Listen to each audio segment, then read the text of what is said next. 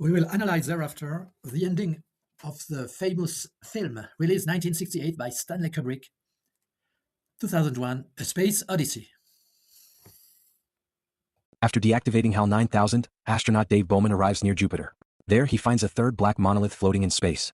The vortex. As he approaches it, Dave is sucked into a tunnel of light and color, the Stargate. He suddenly finds himself in a strange hotel suite, decorated in a classical style. He sees himself aging instantly through several stages. He eats dinner, breaks a glass, and finally lies dying in his bed. At the foot of his bed, the monolith appears. Dave points his finger toward it, then transforms into a giant fetus surrounded by a glowing orb, floating in space above the Earth. The book by Arthur C. Clarke, published the same year, 1968, lifts the veil on the why and the how, whereas Kubrick remains in the realm of metaphysical illusion. The monolith is a tool. In the novel, the monolith is not a deity, but an ultra-sophisticated machine left by an advanced extraterrestrial civilization. It serves as a sentinel, signaling when humanity has reached the moon, an evolutionary accelerator, providing the spark of intelligence to the apes, and a transportation portal. Why this Renaissance decor in the middle of deep space? Clarke explains that the extraterrestrials created this environment based on television signals intercepted from Earth so that Bowman wouldn't be traumatized. It is a transitional habitat designed to make him feel at home, while his mind is analyzed and transformed. It is a sort of benevolent zoo, where time does not flow linearly, which explains his accelerated aging. The ending is not a death but a rebirth. Bowman sheds his physical body, which has become useless, to become a being of pure energy. In the book, it is specified that he becomes the master of the world, the Star Child. As he returns to Earth, he destroys orbiting nuclear weapons by mere thought. Humanity moves from the age of the tool, the bone at the beginning, to the age of pure consciousness. Kubrick wanted the film to be a subjective experience. He famously said, "The book explains everything, but the film is a visual experience that must reach the viewer at a subconscious level." The film is a visual poem about the destiny of man, while the book is the user manual for Clarke's universe. The final fetus represents the next stage of human evolution. We are no longer apes with machines, but minds capable of traveling among the stars without a spaceship. Now the interpretation becomes less usual. The film director himself acknowledged the influence of Thus Spoke Zarathustra, the Strauss music at the beginning and implicitly throughout. Nietzsche is there. Man is a bridge between ape and Superman Ubermensch. Quote, man is something that must be overcome. Unquote, evolution is not gentle or egalitarian.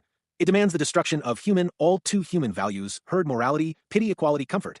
In 2001, the Australopithecines represent primitive ape. 2001 humanity, with its bureaucracies, fears, how as tool turned master, is current semi-civilized man as Kubrick himself described. Bowman is the exception, disciplined, solitary, capable of shutting down HAL 9000, the AI on board computer programmed with an internal lie. The shutting down of HAL is an act of will against the machine, and the human lie, symbol of technical reason gone degenerate and of human nature, full of imperfections. His transformation is precisely the passage to the Superman, death of the old self, rebirth as a being that creates its own values beyond earthly good and evil. The Star Child floats free, powerful, childlike. The philosopher Nietzsche speaks of the third metamorphosis, the child who plays innocent and creative. The withering of the masses is implicit. Ordinary humanity remains biological, vulnerable to self-destruction, dependent on technology it no longer fully masters. Only a minority or an exemplary individual is chosen for the leap. The firstborn practice a form of cosmic selection. They do not save everyone uniformly, they accelerate those who show potential. The rest risk stagnation or self-destruction, which means also nihilism and decadence. Clarke, though more optimistic and humanistic than Nietzsche, shares the idea of transcendence. Humanity must be overcome. The Star Child is not a democratic savior. It is a new beginning, potentially indifferent to the old human form. One can read this as a eugenicist allegory or a metaphor for social Darwinism, but with important nuances. It is not crude propaganda, but a philosophical reflection on selection and progress. The monoliths function like an external genetic program that selects and improves promising lineages. Among primates, only those who interact with a monolith and learn tool, and as a consequence violence, survive and dominate. Among humans, Bowman, the finest specimen, intelligent, trained, without apparent weakness, is literally upgraded, while others die. The crew is killed by HAL 9000, symbol of the limits of collective humanity. The individual transformation of Bowman suggests that future evolution passes through an elite that leaves the biological mass behind. Some critics see a transhumanist vision in which radical improvement, here via aliens, replaces natural reproduction. Clarke, fascinated by science and progress, was not a historical eugenicist, forced sterilization, etc., but his vision is clearly hierarchical and interventionist. Intelligent evolution must be guided, not left to democratic chance. Social Darwinism, inspired more by Spencer than Darwin, applies survival of the fittest to societies. The strong and progressives dominate the weak or stagnant wither. Here, humanity as a whole is tested. It has created powerful tools, nuclear tools, AI tools, that threaten to destroy it. It's a theme Kubrick also explored in the film Dr. Strangelove. Only the most evolved part is selected, because he was able and in a disposition to survive and to reach the monolith near Jupiter. Bowman is the one who transcends and saves or judges the rest. There is a part of chance. He is selected. The aliens practice a form of interspecies selection. They cultivate intelligence like a gardener selects the most vigorous plants. Withering is not genocidal but inevitable. Inferior forms, ape-man, postman, must yield their place. It is Darwinian in the sense of adaptation and replacement, social in the sense that it applies to civilizations and cultural stages. Technology without wisdom means decadence. However, the novel is optimistic. The leap is possible for the species through its best elements, and the star child protects Earth rather than abandoning it. The film is colder and more ironic. Humanity remains fragile, comical in its pretensions. Neither advocates real eugenicist violence. They explore the idea that progress requires overcoming current humanity. The ending of 2001 A Space Odyssey is an allegory of elitist transcendence, selection of the best, Bowman as bridge to the Superman, necessary withering of the old form, the limited human mass, guided by a superior intelligence. One can indeed read in it a form of cosmic eugenics or philosophical social Darwinism. It's cinema and probably not political ideology. One can see or read in the ending of the film the inexorable law of evolution directed toward the highest potential. At the end of the film, Bowman survives the ordeal with HAL 9000, the flawed AI on board computer, then enters the Stargate, undergoes the visionary journey, dies in the neoclassical room as an old man, and is reborn as the luminous star child, a godlike, post-human entity floating above Earth. In Clarke's novel, this new being returns, observes humanity's nuclear arsenal, and casually detonates the weapons in space to prevent immediate self-destruction, before contemplating Earth as a mere glittering toy. Nietzsche's central insight in Thus Spoke Zarathustra and Other Writings is that man is something that must be overcome. He is not the goal, but a bridge, a rope stretched over the abyss between beast and overman. The film and book 2001 A Space Odyssey dramatize this exact process on a cosmic scale, far more ruthlessly than Clarke's optimistic humanism would openly admit. The firstborn, the creators of the monoliths, embody the ultimate pathos of distance, that aristocratic, vertical feeling of unbridgeable superiority that is celebrated in the noble soul. They do not love humanity. They do not intervene out of compassion. They sow the monoliths like a farmer scatters seed, not for the sake of the seed, but for the harvest of higher consciousness. The biological is merely a substrate, a temporary medium, a larval stage. Once the harvest is reaped, once a viable specimen has been elevated, the lower form loses all intrinsic value. The non-human animal is to primitive man, Australopithecus, what the Australopithecus is to Homo sapiens. Homo sapiens is to the star child what the ape is to man. The star child stands to terrestrial humanity exactly as the noble master stands to the slave or the herd, with sovereign indifference. Bowman does not evolve democratically. He is selected, the strongest, most disciplined, most solitary specimen, and ruthlessly transformed. The rest of the crew dies without ceremony. HAL 9000, the pinnacle of human technological reason, is dismantled like a broken tool. The biological human mass, with its fears, its bureaucracies, its nuclear toys, remains trapped in its old skin. The star child does not descend as a savior full of pity. A true master has no pity. Pity, for Nietzsche, is the virtue of the weak. It drags the higher down to the level of the lower. When the star child returns to Earth and neutralizes the nuclear threat, this is not an act of love or moral duty. It is the casual gesture of a higher being protecting a useful breeding ground or simply clearing away an annoying mess that might interfere with future experiments. Clarke softens it with humanistic hope, but a stricter Nietzschean lens sees something colder. Once the monolith has extracted what it needs, a new overman, the biological substrate can be allowed to perish. The firstborn do not owe the lower stages anything. The ape died so that man could appear, man, in turn, can die so that the star child may reign. The pathos of distance forbids any sentimental attachment to the human, all too human. The neoclassical room in which Bowman ages and dies is the perfect symbol of decadent, late human culture, a sterile, artificial paradise, a museum of exhausted forms. The star child leaves this behind without regret, just as the noble soul discards slave morality, Christian pity, and democratic equality. The biological body itself becomes irrelevant, a chrysalis to be shed. The star child manipulates matter by will alone. It no longer needs the crude Darwinian machinery of flesh, reproduction, or natural selection. It has transcended biology entirely. In this reading, the monoliths represent a cosmic aristocratic breeding program. The firstborn practice a form of ruthless cosmic eugenics, not out of ideology, but out of the natural order of rank. The higher types create, the lower types serve as raw material or are discarded. The star child is not the friend of man, he is man's master, and eventually his potential destroyer or indifferent observer. If terrestrial humanity proves unworthy, if it clings to its egalitarian illusions, its nuclear suicide, its technological stagnation, then it deserves to wither away. The pathos of distance demands it. Clarke's novel still clings to a residual optimism. The star child might guide humanity forward.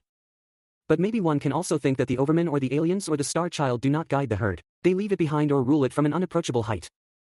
The biological, once its purpose as substrate has been fulfilled, holds no further interest. It can perish in fire, in ice, or in its own mediocrity. The cosmos belongs to those who have overcome it. The star child does not look at Earth with tenderness. He looks with the cold, creative gaze of one who has already moved beyond, ready to play among the stars, while the old humanity, if it cannot follow, is free to rot. This is the terrifying, exhilarating truth hidden beneath rank-and-file illusions. The path to the Overman is paved with the corpses of previous stages, and the higher type feels no guilt, no pity, only the sovereign distance of the creator who has outgrown his own origins. Nazism reduced everything to racial biology. Skulls, blood, the Aryan race, measured with skin and eye color. It was a ridiculous materialistic obsession. It claimed that superiority was already present, inscribed in current Germanic flesh, and that it was enough to purify it by eliminating the inferiors, Jews, Slavs, Gypsies, the disabled, so-called weak races also, etc. It was a usurpation. Mediocre men, Hitler and much of the Nazi elite, proclaimed themselves supermen, while they embodied resentment, hatred, petty bureaucratic fussiness, fear, and the flattest petty bourgeois vulgarity. Nazism needed the totalitarian state, propaganda, terror, and war to perpetrate its crimes, and such exist. The Nazi selection was negative and destructive: sterilization, camps, extermination, annihilation, genocide. It produced conformity and regression, not genius. It was obsessed with the purity of the past and blood, a grotesque Nordic myth, a grotesque racial theory, instead of creating the future. Biologically, it was without base. It was a lie, a horrible lie, and a crime. From the beginning, this ideology was criminal and murderous. It was genocidal at its core.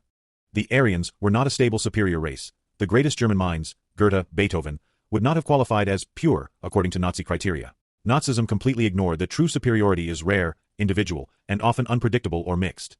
This ideology has been defeated after the Second World War and prohibited. It has been defeated by science, which makes such an ideology unsustainable. This ideology was a crime against mankind, in itself, in its very existence or formulation. In 2001 A Space Odyssey, the selection is rigorous, strong, aristocratic. Selection concerns souls capable of leaving the cave, the Platonic cave. Only the best, intelligence, courage, discipline, gain access to the ideas, according to Plato, in ancient Greece. It is not a question of blood or skull shape, but of spiritual quality and the capacity to contemplate the good, the true, and the beautiful. The Overman, a Nietzschean concept, Übermensch, is not a better race, but a higher type of man who overcomes present-day humanity.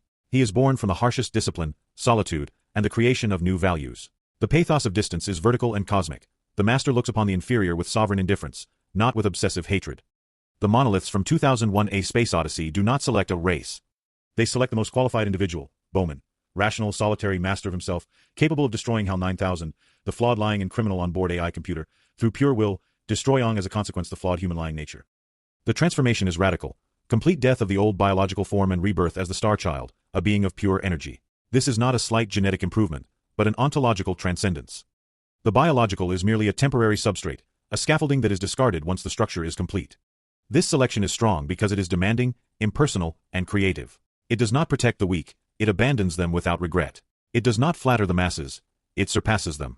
A true master does not need to hate the slave, he simply rises above him. In short, Nazism was a grotesque and weak parody of superhumanism and its usurpation. The aliens from the movie and the book, even if still mysterious, seem to offer a noble vision. Cold, lucid, vertical, where superiority proves itself through the capacity to create and overcome, not through hair or skin color or an invented racial myth. We use thereafter a Nietzschean thinking direction and vocabulary. Every major evolutionary progress requires new slaves. The word needs to be fully understood.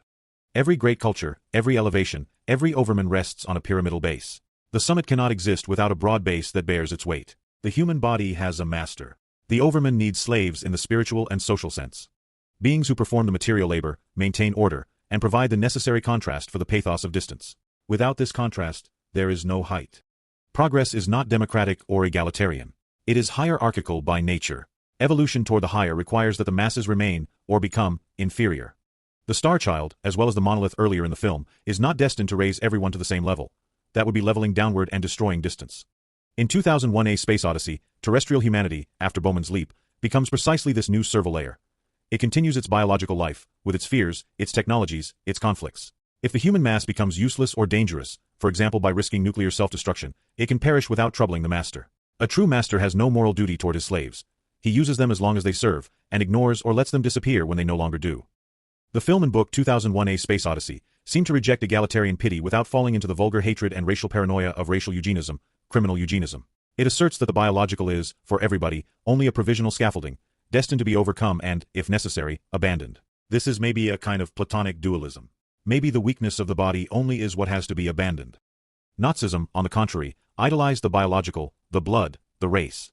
The so-called race was idolized, and the word race was suited to design differences between humans, inside humanity. Nazis wanted to freeze the so-called race, seen as identification parameter for life. They wanted to freeze it, considering an illusory purity. The dominant ideology of modern Western societies is democratic egalitarianism. It's faith in mass education, social mobility for all, and the idea that progress must benefit the entire population uniformly. Contemporary Western democracy is based on the postulate that all human beings are fundamentally equal in dignity and potential, and that differences are merely social or environmental inequalities to be corrected through education, inclusive policies, and redistribution. In 2001 A Space Odyssey, evolution is not democratic. It is hierarchical, selective, and vertical. The monoliths do not distribute their influence equitably. They select a single individual, David Bowman, from among billions because he embodies the pinnacle of what humanity can produce at that stage. The rest of the crew dies. Terrestrial humanity remains unchanged. The Star Child is not an improved citizen, among others. He is a being of a superior ontological order. This vision is incompatible with the idea that everyone can succeed, or that mass education can uniformly raise the general standard. In the film and the book, the masses seem to remain what they are at the beginning, a useful but limited biological substrate. Modern democracies believe in the myth of the school as the great equalizer and the right to education for every individual. They invest heavily in universal higher education, lifelong learning, and the idea that knowledge must be democratized. In Plato, only a tiny elite of souls is capable of leaving the cave. The majority remains shackled to the shadows. Philosophical education is not universal, it is reserved for those worthy of it. Every great culture rests upon a strict hierarchy. Educating the people produces, at best, comfortable and conformist last men, or at worst, educated slaves demanding equality. True spiritual progress requires solitude, extreme discipline, and self-overcoming, things the masses can neither endure nor desire. Asterisk. In 2001 A Space Odyssey, Bowman is not the product of a democratic education open to all. He is the result of ruthless selection, astronaut training, mental discipline, the capacity to survive alone. The monolith does not offer him an accessible course. It subjects him to a radical and traumatic transformation that most humans could not withstand. He is a post-human being who has abandoned the very form of ordinary humanity. Progress is elitist and sacrificial, not inclusive. Western democratic systems demand that all progress be inclusive. It must benefit everyone, reduce inequalities, and avoid all exclusion. The very idea that a portion of humanity could be left behind or become obsolete is morally intolerable. 2001 A Space Odyssey seems to show or say that every major evolutionary leap is sacrificial. The inferior Australopithecines disappear or are dominated. The crew of the Discovery dies. The old humanity, with its bodies, emotions, and biological limitations, must die or be left behind, for the Star Child to be born. It's necessary to have a hierarchy so as to enable the rare gifted individual with higher potential to bloom. With egalitarianism, there is the risk that everybody remains without progress, because the genius or the better is not detected and is prohibited by masses sometimes full of resentment to emerge. For the aliens creators of the monoliths, the biological is merely a temporary scaffolding to be discarded once the superior state is reached. The Star Child does not return to educate or include humanity. He contemplates it with a pathos of distance, sovereign indifference. He may prevent nuclear self-destruction, a practical gesture, but he promises no equality and no universal happiness. Remaining humanity stays at the rank of a new servile layer, useful as long as it serves as a substrate or a contrast, but without a right to elevation. Frontal opposition to social democratism. Contemporary democracy rests on the belief that society should be organized for the well-being and fulfillment of the majority, or even of all. The welfare state, human rights, inclusion, the fight against discrimination. Everything converges toward lowering the threshold so that the greatest number can participate. This is not the way of the aliens and of their creation, the monoliths. They select and choose, they wait for the best to emerge. This is true at the end of the movie as well as in the beginning sequence where Moonwatcher is extracted from the masses. The perspective of 2001 is maybe not this one. At least the great masterpiece helps to think or question the perspective. Greatness requires radical inequality. The Overman, or Star Child, is born precisely because there is a mass below that allows for the pathos of distance. Without slaves, that is to say, in the Nietzschean sense, those who perform material labor and maintain daily civilization, the master cannot exist. Any attempt to equalize or uniformly elevate the masses would be a risk of destruction of the hierarchy necessary for true progress. Nietzsche had already said it, democracies produce last men who blink and say, "We have invented happiness." Greatness and desire toward the better has disappeared. The film shows a humanity in 2001 that is bureaucratic, comical in its pretension, and a prisoner of its fears and machines. Clarke, despite his apparent optimism, describes a humanity that requires external intervention just to avoid self-destruction. Neither imagines that mass education or democracy will save the species. The vision of 2001, A Space Odyssey may or could be interpreted, but not with full certainty, as radically alien, even hostile, to the social and educational democratism of contemporary Western societies. It asserts that true progress is never universal or inclusive. Only a tiny minority, or even a single exemplary individual, can cross the threshold to the superior. The masses must remain inferior, serve as a substrate, or risk withering away. Any attempt to equalize, massively educate, or make knowledge and power accessible to all weakens the hierarchy necessary for the appearance of the Overman. The force from the aliens, through the monolith, enables progress where potential is at its highest. It's a reward. The old is in a way forgotten without regret in order to give birth to the superior. The superior cannot survive or become superior if it remains lost among the herd. The herd does not permit the genius to emerge. But the herd is necessary for the genius to be able to emerge, to appear as a genius. The star child looks at Earth as one who has already left the herd forever. It is an aristocratic, vertical perspective. It has no compassion for the right to education or equality of opportunity. It looks upon ordinary humanity with the sovereign detachment of a master who has already left the herd. In this sense, 2001 Remains may be a masterpiece which enables some profoundly subversive thinking to remain alive.